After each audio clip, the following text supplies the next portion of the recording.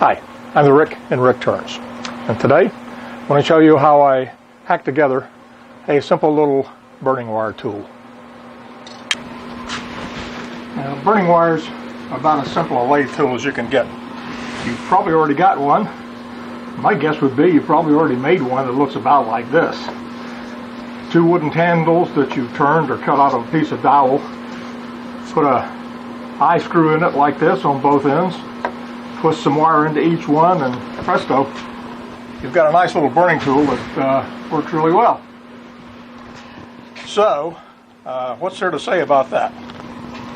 Well, there's a couple of things. I got to thinking about a burning tool, and all burning tools like this really require you to use two hands, and they require one hand to be back behind the lathe, which is a minor safety concern. Not a great deal, but a little bit.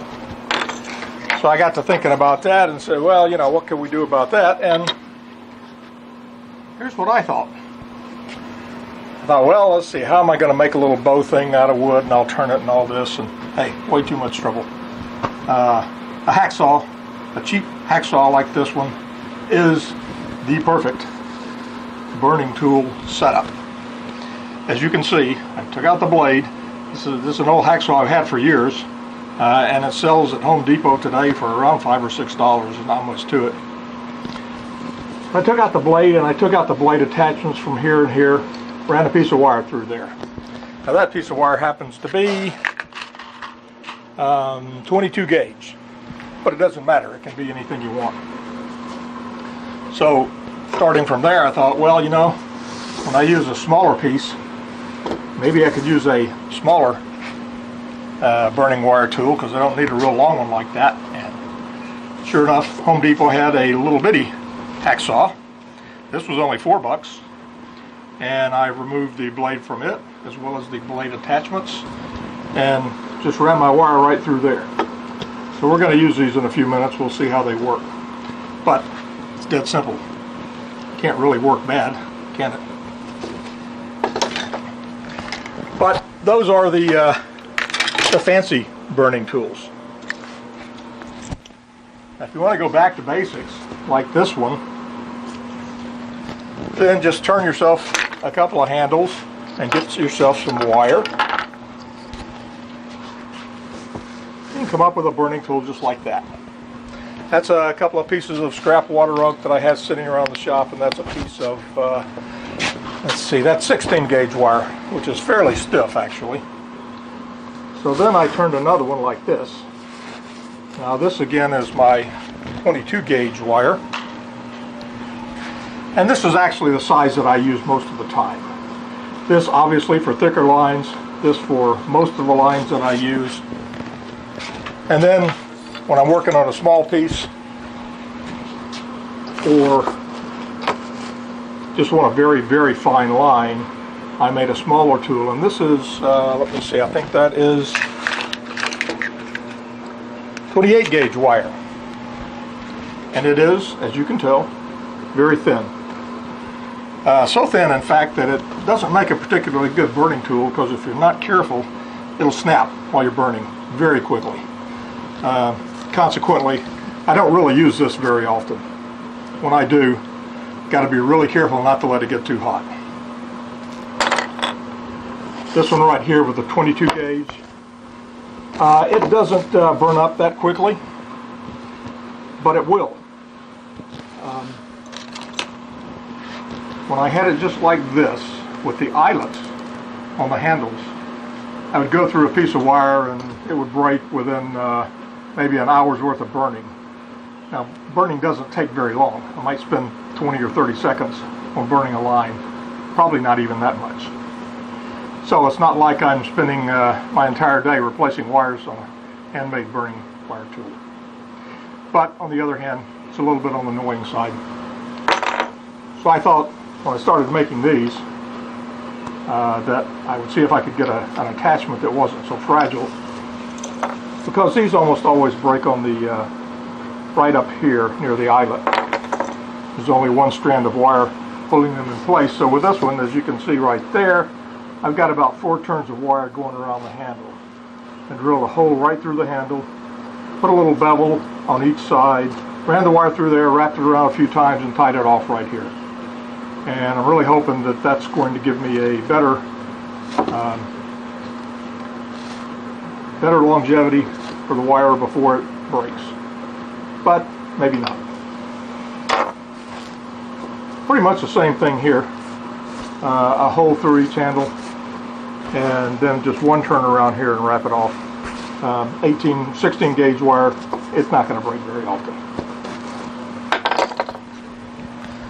So let's look at a couple of materials. First of all, something you don't want to use. This is a piece of copper wire. I rarely use that because almost every time I use it, the copper gets hot, stretches, and usually breaks. So it does not make a very good burning tool at all. And I would not recommend this. The only reason I haven't ever thrown it out is because I never bought another piece of wire that gauge. I have now with the 16 gauge that I bought. But the only thing you really need for a burning tool is a few scraps of wood that you're going to turn, and then some steel wire. I have seen online that people say they use aluminum wire, nichrome wire, I don't know what else. I would not use aluminum wire because I think it's too soft. People claim that it works okay for them. But I go to Home Depot and buy a roll of wire just like these. They're cheap, they're steel, work great. This is 22 gauge, size I use most often. Holds up fairly well, breaks occasionally. This is 28 gauge, produces a very fine line, and will break easily. This is 16 gauge. It produces a much heavier line, and it's fairly strong. Haven't had any problems with it breaking. The other thing you might want to use after you buy wire and while you're at Home Depot, pick up a cheap hacksaw frame. I like these. They can actually be used one-handed, just like that. They can also be used like this. And as you can see, you're not putting a hand over behind the spinning works, so they're a little bit safer. These are both real cheap, as I mentioned earlier. $4 and $5 or $6 for that. So those are the only things you need, and you don't even have to have these. You can just use a couple of pieces of wood. Alright, then I've got a piece of rubber birch on here. It's got a split in it, so I can't do too much with it, and I'm just going to use it to do a little burning on it. I'll also put up a bowl blank in a few minutes, and we'll take a look at that as well. First thing I'm going to do with this is just put a line on there from each of the three sizes of wire that I use, so you can see the difference there. I'm just going to use the tools that I made with a wooden handle on each end, the basic wire turning tool, wire burning tool. Incidentally, you can buy those online. I think they're called KC burners. It's got a little wooden knob at the end, at least I think it's what. I've never actually bought one. But it's got a little ball at the end and the wire in between. But why buy them when you can make them? More fun. Typically you will need some speed on this because you're going to need a lot of friction. Okay, I'm at about 1500. One thing you do need to do before you start burning, just so you get a more precise line, is cut a little, tiny little groove. It doesn't have to be very deep for the wire to run in. Otherwise it's liable to slide back and forth, and it's a little bit hard to control.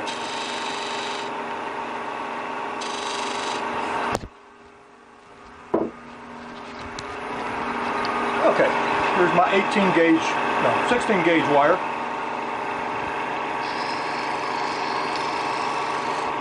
And I really need to get this out of the way.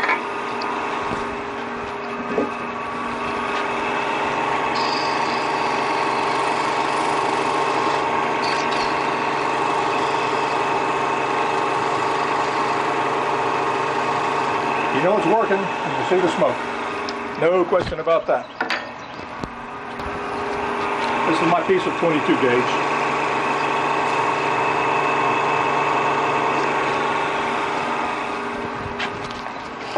Burns very nicely. And finally, this is my piece of 28 gauge.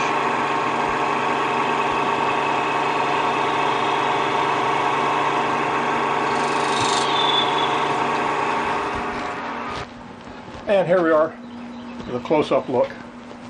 Once again, this is the largest, this is the 16 gauge wire, this is the 22 gauge wire, and this is the 28 gauge wire, which I actually managed to burn a line without burning through the wire on it. There is one thing I do want to mention. This method of making a burning wire is really a bad idea. Got it wrapped around your fingers, so that wire gets caught on something. It's not going to be pretty. Let's make one more burn. Remember, you need a little groove in there. If you've actually got a ledge on your workpiece of some sort, say where you've turned a fillet or something up there, fine, that'll work fine too. But otherwise, got that in there because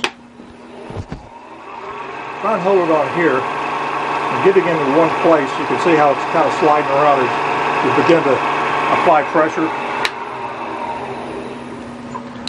And I would have to do some cleanup on the work before I could do anything else with it. So cut that groove first. Take your burning wire. It's real simple to use. Just wrap it around there like that and burn it in. All there is to it. I suggest about 12 to 14 inches clear wire between here, but you might want to vary that. With a larger workpiece, a large bowl, this is a pretty good size. The small size like this, it's not such a great size. It's a little too big for a small size like that. Which is why I have my mini burning wire tool. Let's cut another groove here.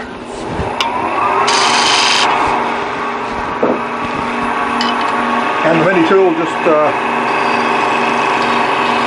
right in there.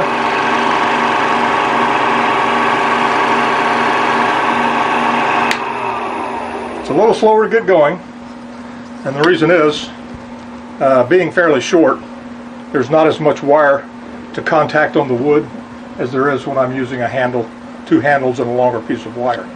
But this tool is nice because, as you can see, I can do it one-handed, I can do it two-handed, or like this, but in neither case do I have to put a hand over on the other side of a spinning piece of work. Okay, I've got a bowl that's almost finished here. Haven't actually done any sanding on it, but the turning is pretty well done. I want to put a burn right up here, maybe a burn over here, just to demonstrate my tools. Just as with a spindle burn,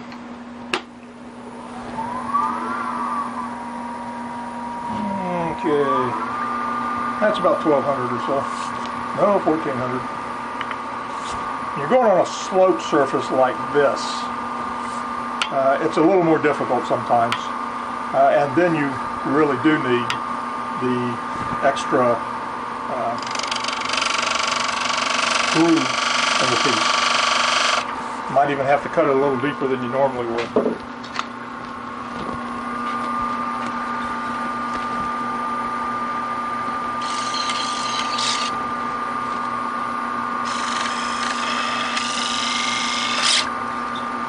And it can be difficult sometimes on a curve like that to get it in there.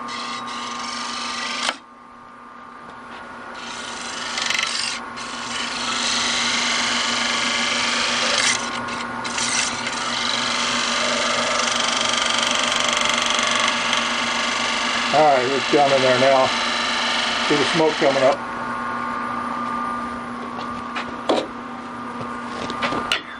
Over on this side,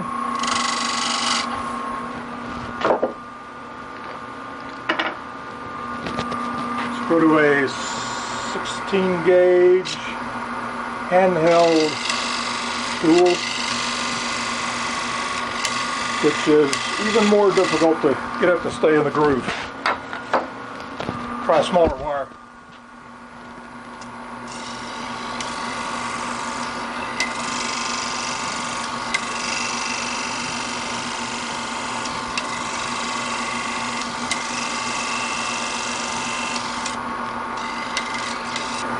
moral of this story is try to arrange your lines so that they're not on a steep curve like that. Or cut yourself a bigger opening, a bigger groove.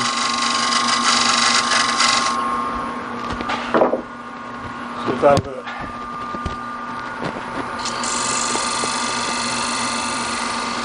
There we go. That's what I should have done the first time.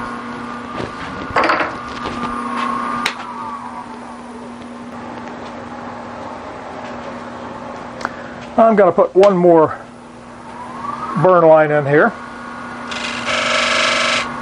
Cut a little groove first. And the reason for this is before I had this wire too loose.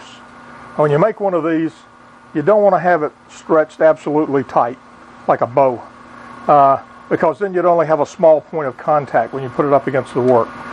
The more slack you've got in here, the more contact you're going to have. However, the more slack you've got in there, it's also more difficult to get it to right in the groove initially.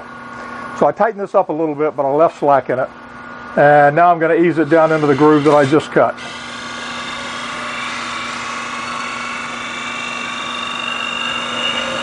And there we go.